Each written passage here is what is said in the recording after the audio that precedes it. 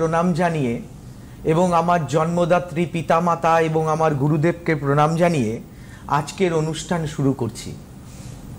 এই যে সমস্যা কার নেই?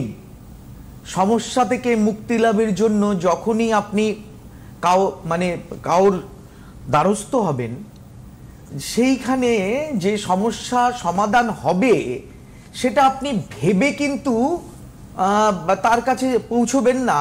তার কারণ হচ্ছে পৃথিবীতে এমন কোনো হসপিটাল নেই যেই হসপিটালে কোনো রুগী মারা যাননি।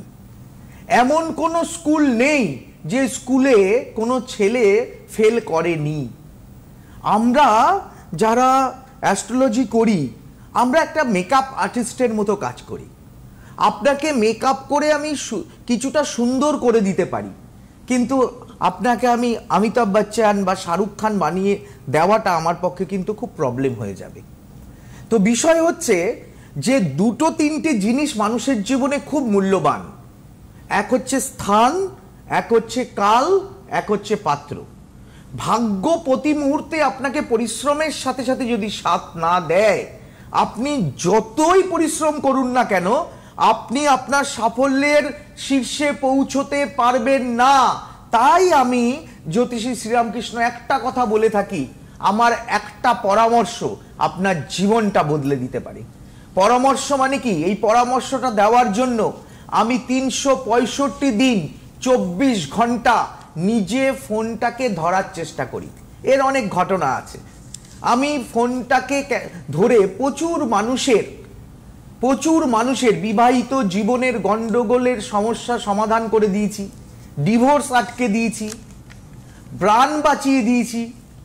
এই কারণে আমার কোনো রিসেপশনিস্ট ফোন তোলে না।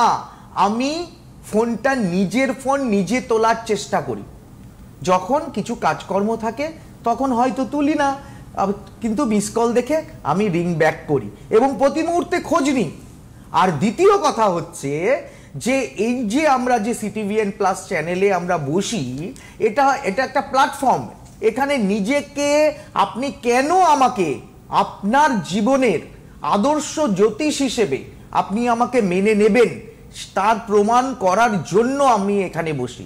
পরে যদি ফোন করে বলেন অনুষ্ঠানের শেষে, রামকৃষ্ণদা আপনি আমার ডেট অফ বার্থটা নিয়ে আমাকে বিনামূল্যে বলে দিন, আমি কিন্তু প্রফেশনাল অ্যাস্ট্রোলজার, আমি এটা করে খাই, আমি সামান্য মূল্য নিই।